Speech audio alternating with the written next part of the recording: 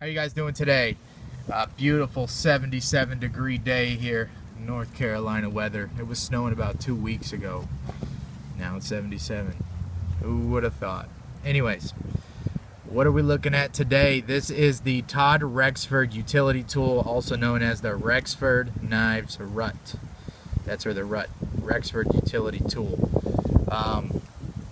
I want to give some honest thoughts on it. Been carrying it about a week.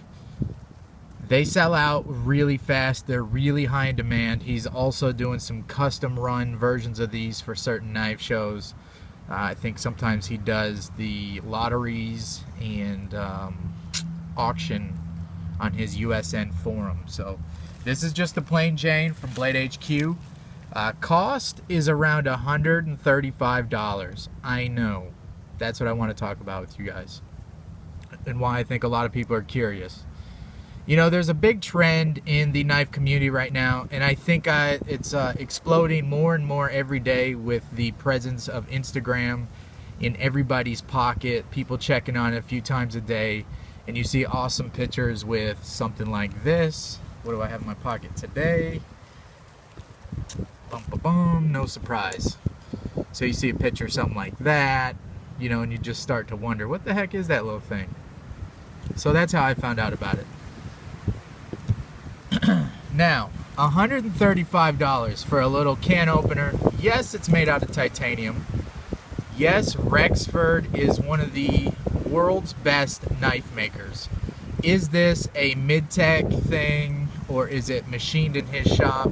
I don't know. I did a little bit of research on his Instagram page, and it looked like he was putting these together, and there was a box of parts that had a shipping label on it. What does that mean? Absolutely nothing. But what it looks like is this was possibly machined elsewhere, and then he puts them together and does the final inspection, fit and finish, and assembly in his shop.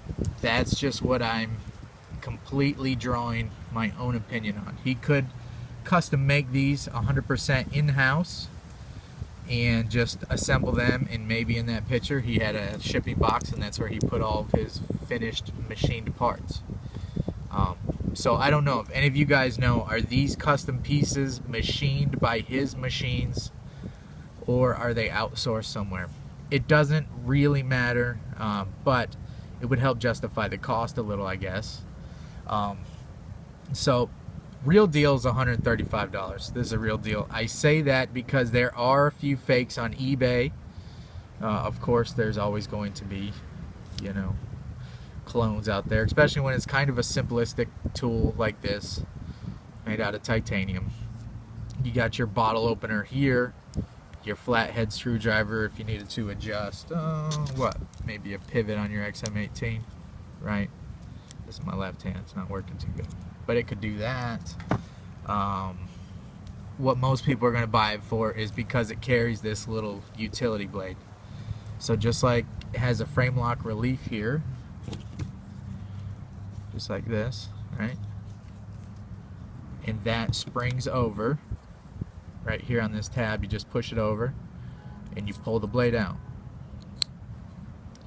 and there you have a regular Stanley style utility blade. I switched mine out almost immediately for these Lennox Gold. Not really because of the titanium edge, which is really just a coating. And I don't know how you would titanium coat something, but anyways,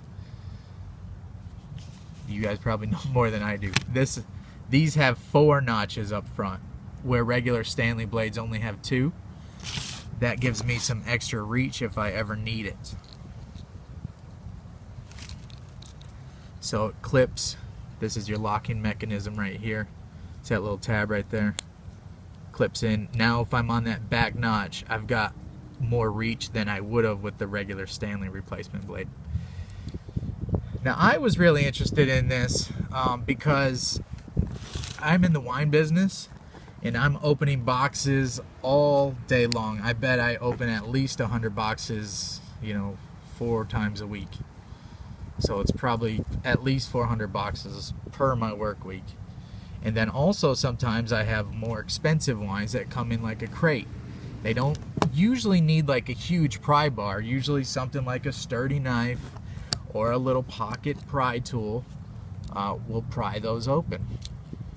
The Bordeaux cases. You guys know what wine crates look like.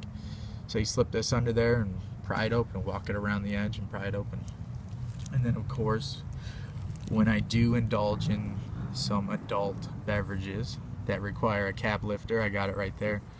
I don't know, I've been digging it. Is it worth $135? You're gonna have to decide that. I bought this thinking, you know what, if I don't like it, I'll just sell it for $135 or whatever, you know. But come to find out, I really like it. Now, the real truth of it is, at $135 just for the tool, and then I put a $50 bead on here. Yes, this is a cool gadget. This is something great to carry in your watch pocket or in your back pocket. Today I'm wearing cargo shorts, so cargo shorts usually have the flap over the rear butt. Over the rear butt. I just slide it in there. The bead hangs out. If I need the tool, I just grab the bead and pull it out. Got my EDC clipped on my right hand pocket. This is a great combination for me. Especially today, I'm doing some knife work in the shop and stuff. And when I'm masking off some of these blades for acid stonewashing, when I'm masking off the lock areas, sometimes I have to literally run this blade on the hardened steel to get a nice clean cut. And some days I use something like this. This is a Spyderco Dragonfly. Now, what do these come in at? The ZDP versions, I think around what, $85, $90? You're still cheaper than this. What has better value? This is a full-blown knife, ZDP, full flat ground. It's beautiful. I can't recommend the Dragonfly enough in any flavor. Whether you get the salt version, whether you get the ZDP, whether you get one of the orange or pink, whatever color handle, black handle with VG10. It's a great knife. I do feel it's something different than this pocket tool.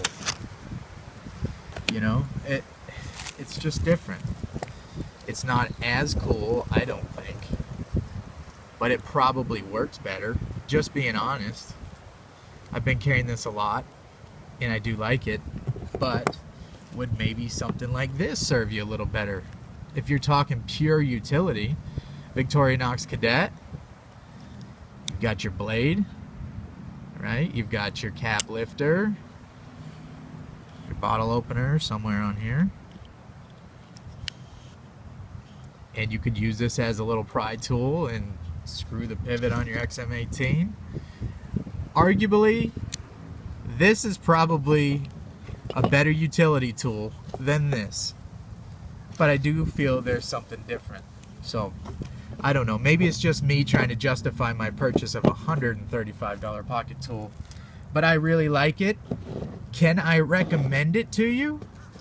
Gosh. Yeah and no. How much is $135 to you? If you're a 15-year-old teenager trying to find your way in the world, no, don't get this. Get this. This has more utility. If you've got a career, you know, and you can afford $135, maybe you spend that on a meal. Maybe you spend that on a bottle of wine. Maybe you spend it on a cigar, you know. Yeah, it's something that I think you would enjoy. So you just kind of have to gauge it on your value scale. I wouldn't recommend you pick up the eBay version for $7. I'm not very supportive of people who rip off people's designs, you know, but the truth of the matter is you can get this. Now, I don't know how the finish is on that. I don't know if it's stainless or titanium or what you're going to get, but it's something to consider, you know. Not recommending it. I like the real deal, but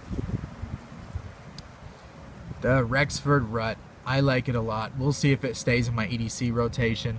Now, I can say I can't justify carrying more than 2 cutting tools, so I've really missed carrying my traditional knives past few days. So I imagine at some point I will go back to this combination. Some sort of slip joint in this, because for cutting tasks, this might have a little more utility. You know, I don't know. I don't want to talk in circles or talk myself out of liking this, because I do like it.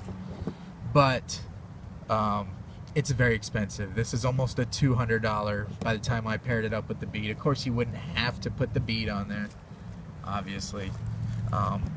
You know, $200 box cutter, yeah, it's expensive. Replaceable blades, yeah, very nice. Can just switch it over if you get it gunked up with tape or anything. Fit and finish on it, I'm impressed. It's okay. It's not like world-class fit and finish like his knives. It's very simple pocket tool. All the machining's done nice. A little beveling here. You got your bottle opener part there. The sunlight's trying to play with our video here, but anyways, how strong is that pry tool? I wouldn't do anything heavy with it, but for opening the crates and stuff, it'll be fine. The blade has a nice thicker frame lock cutout, so it's very strong. When this engages in that, if you can see it right here, when that engages, it's in. It does wiggle a little. And also, I don't know how I could stop this, but in your pocket, that blade does rattle back and forth.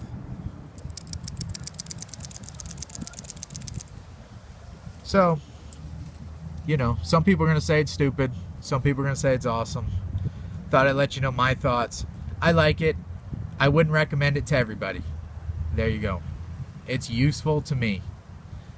And I've been enjoying it. I think it looks awesome. And you know what? Sometimes, as Nut and Fancy would say, second kind of cool is worth something. So what is it worth to you?